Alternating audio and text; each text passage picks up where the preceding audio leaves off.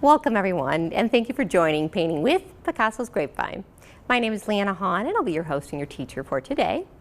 Hopefully you've enjoyed getting some little tips from these sessions. Our goal here is to really kind of take the scary out of painting. I know a lot of this can be very intimidating and people just don't know where to start. So that's kind of my goal is to you, is kind of help give you some ideas of where to start, where to go next, and give you that kind of inner strength to go ahead and try this at home.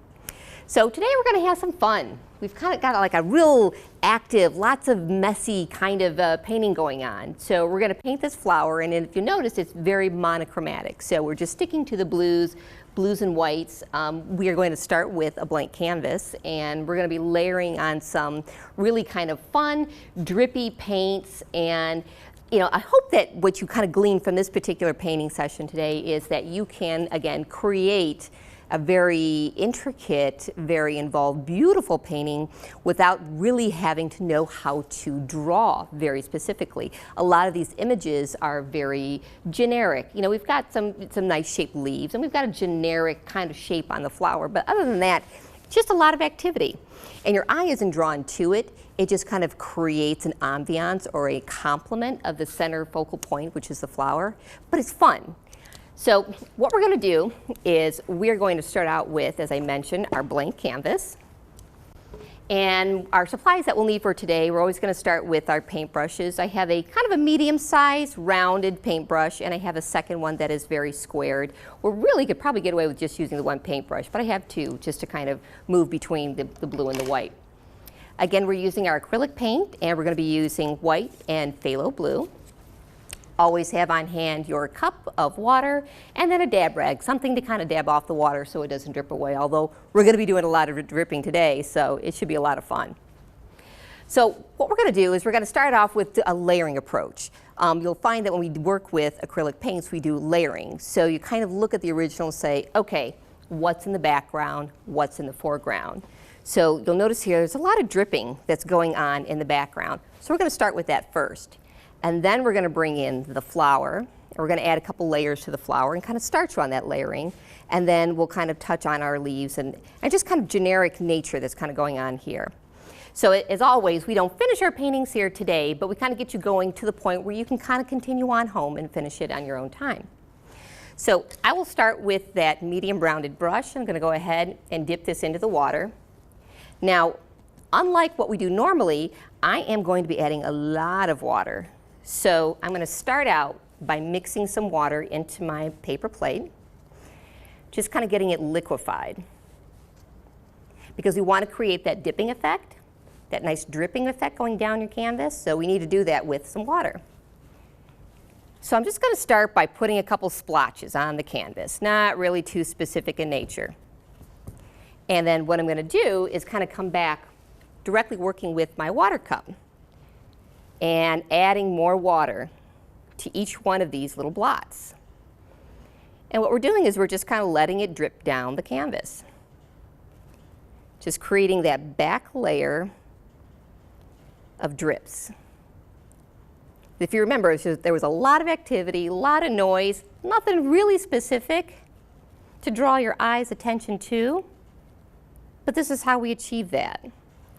So if yours is not dripping, add some more water. Pretty simple. I'll also kind of point out that I'm not doing this in a very specific pattern. It's one thing that you're going to hear from me over and over and over again. Do not do patterns. Nature does not have patterns. Nature does not have straight lines.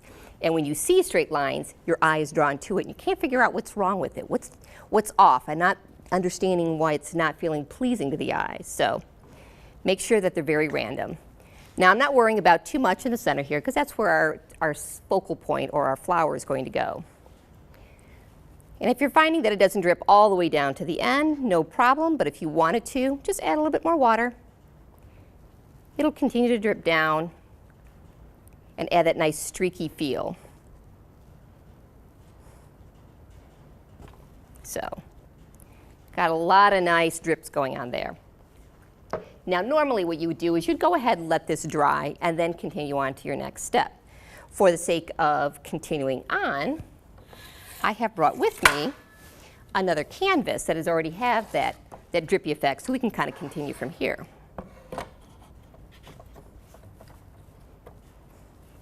Now, a lot of these have actually dripped down and you're getting a very, very light look. We're not going to keep that light look on every one of the tops of these drips. What we're going to do is we're going to add in a little bit more paint now. So now you go back to that palette, grabbing the blue, and let's just kind of make this a little bit more dimensional. And not necessarily to all of them, but to some of them. We're just kind of creating some interest, just really kind of creating some activity. There's something going on in the back. We don't know what's going on, but it's pretty. We like it. And again, so that's kind of a good start for our background is good. Now, the next thing we're going to do is we're going to work on outlining that flower. Again, very generic in nature. You really can't tell exactly what kind of flower it is, but you know it's a flower. So what we're going to do is we're going to use our paintbrush and we're going to create that flower and just kind of get those petals out there. To do so, we're going to go back to that phthalo blue and let's kind of decide where's the center of the flower. The center of the flower is going to be about right there. Again, you can move it a little over to the right, a little to the left, wherever you like it. I'm going to go ahead and start with the top of the flower and just kind of giving some faint imagery of where that petal should be.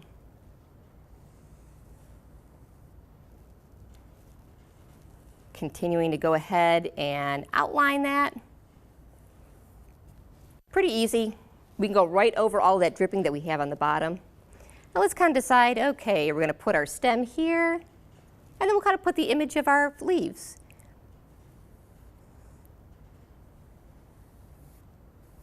We have a couple big ones.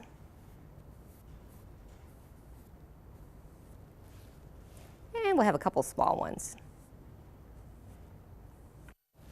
Again, we are not trying to create a very specific flower or a very specific leaf. We're just kind of having fun.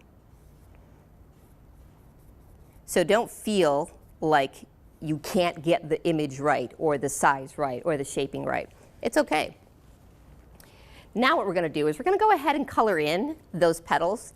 I'm going to liquefy this paint again because I want it to be very iridescent. I want it to be very opaque. Now, if you feel like you don't have it fluid enough, go ahead at this point, put a little bit more water on your paintbrush, and we're going to start drawing out some of the paint. Because I do want it to be very luminescent, kind of see-through, if you would. And then continue that approach on the next petal. What I'm doing again is starting with what I'll call kind of your medium tone. So you'll notice in a lot of these paintings, to achieve the different levels of depth and color, what we're doing is we're using a layering approach. And what that layering approach, what I typically like to do is start with your mid-tone. And this is kind of what I would consider your mid-tone, with the intention that I'm going to come in later and I'm going to add some highlights and I'm going to add some depth. Usually, using a combination of all three, your mid-tone, your highlights, and your depth, you can kind of create a three-dimensional effect, some kind of level of depth, something that's much more than just flat or cartoonistic. So kind of coming back over, adding a little bit more water, and removing some of the paint.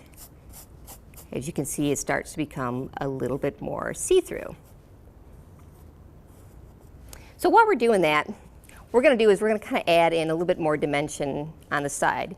Again, kind of coming in with that mid-tone. This is, again, very generic. It's just blobs. You see, I'm just kind of creating some activity here, jumping around. I'm going to add another leaf. Maybe something's jumping up from a vine below. Not too defined, just kind of generic. And then just kind of adding a little bit more. So what we're doing is we're kind of framing it out and creating contrast. So this is coming in, again, in that mid-tone. And what we'll do is we're going to come on top of that with some of our highlights and some of our depth. So I will go ahead and do one more petal so you can get a nice view of how this flower will actually look like once you're done with it. And then for the folks at home, you can go ahead and play with this flower and kind of finish it out on your own. Just coloring it in. You notice I am trying to keep my strokes to follow the direction of the flower petal. So I'm kind of going up and down. If the flower is facing down, I'm going out here to the right, to the left, and then a little bit more diagonal. You would like to keep your strokes consistent with how the petal seems to be directionally pointing. So we can kind of tighten up the edge. So we're just getting that paint on there. Not a lot of thought going into that. If you find at the very edge you're getting a lot of the dimpling and you want to touch that up, creating or putting some water in with your paintbrush will help this to become more fluid, and it'll move across the canvas. And you can get a little bit more tighter. Okay. So we've got that mid-tone on there. So next what I'm going to do, and really it depends on what kind of painting you're creating, I'm going to go with my darkest tones and create those undertones, and the last thing I'm going to do is come in with the highlights or the white. So what I'm going to do is kind of focus in on the center of the flower. So we're just kind of putting some strokes. This kind of makes the image that the center is the furthest away and the petals would be falling out, extending from the center. So we do that also by going to the edge of the petal, using that phthalo blue, and just kind of bringing it in. And again, I am really not worried about getting these very tight, just because this is a very loose painting. So I'm going to do the same thing on this particular petal here, and kind of coming in at the very ends, creating some strokes that kind of show the edge of the petal is hanging over.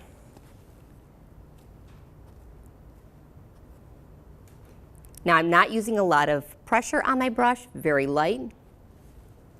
If you would like to wait for your mid-tone to dry to start this next step, you could have done that. I let it stay wet. And then doing the same effect on this bottom.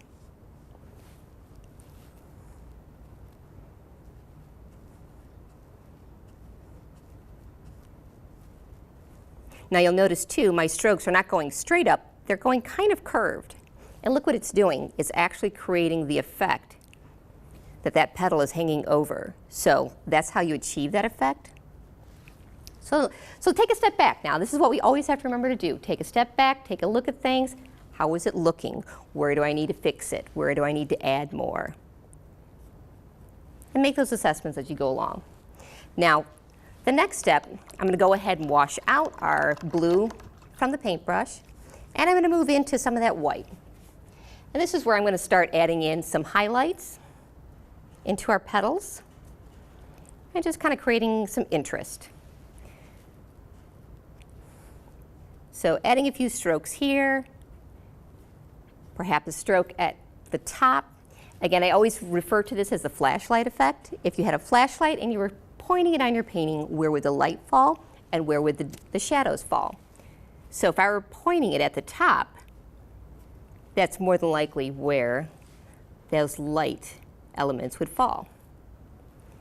Kind of continuing down. You're going to go over some of that darkness that you put on it, that's fine.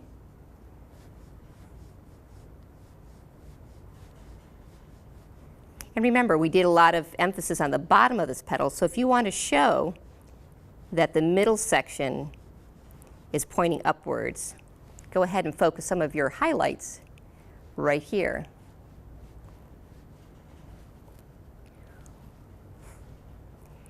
Use both sides of your paintbrush. So you notice I turn it to the side and I'm able to get a nice tight, very quick small line. Using it from the center, putting down very lightly, of course you're going to get a much broader stroke. So we're just kind of adding some interest here, wisping around the edge. And I'm not even worrying about where exactly that petal starts and where it ends. I'm just kind of getting it out there. So you can see we've got a nice definition, we've got some highlights, we've got some lowlights, and that petal is starting to look a little bit like a flower. So do the same things on this side of the flower and continue on. Now what I'm going to do is kind of take us down to the rest of the painting, and we're just going to add some more interest. So I've done a little bit of the phthalo blue on one side and I put white on the other. So I'm kind of jumping back and forth using both sides of the paintbrush. And really this is just kind of a pushing effect. So you're kind of asking, well, what are you making? And the answer is, it really is not very specific. So you don't have to answer that. Just kind of creating dimension. Creating two layers so my eye knows that there's a lot going on here. Can't really see specifically, but I know there's activity.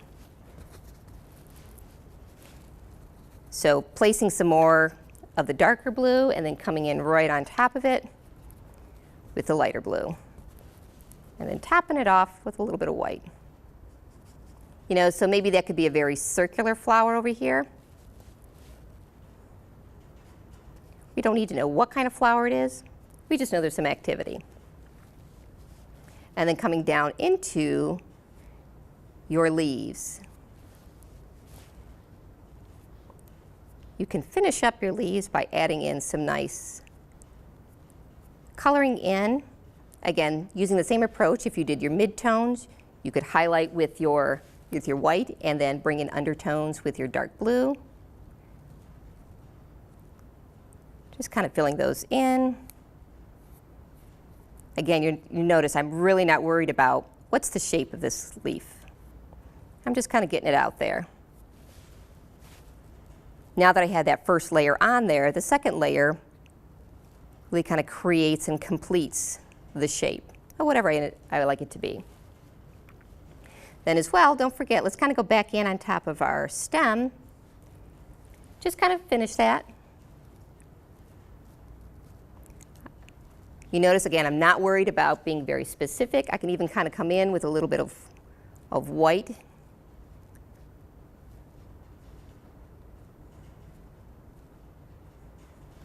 And then just add just a few swoops here and there. And lastly, if you want to go into the middle of that leaf and redefine where the center vein would come in, maybe the darkest blue.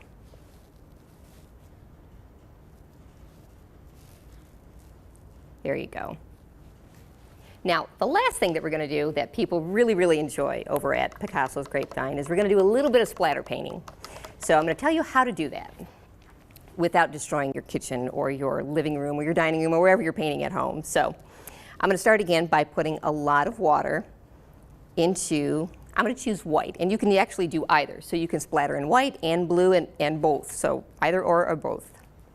Now there is many ways to do this. You can of course decide to flick it, and you may end up with a nice streak behind you. Again, if you flick it this way, you're going to end up with a streak also behind the painting. So the best way to go ahead and splatter paint is actually to kind of remove the painting itself, hold it.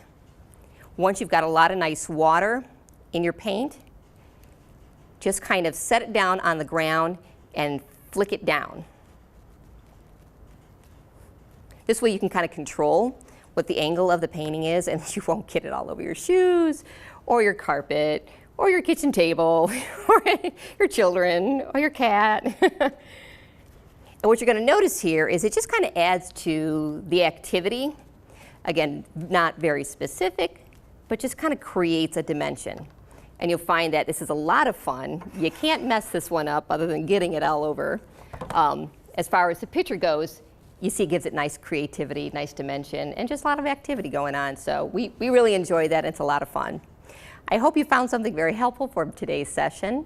If you have any questions or like to learn more about these types of paintings, definitely reach out to Picasso's Grapevine. Thank you for joining us. We'll see you next time.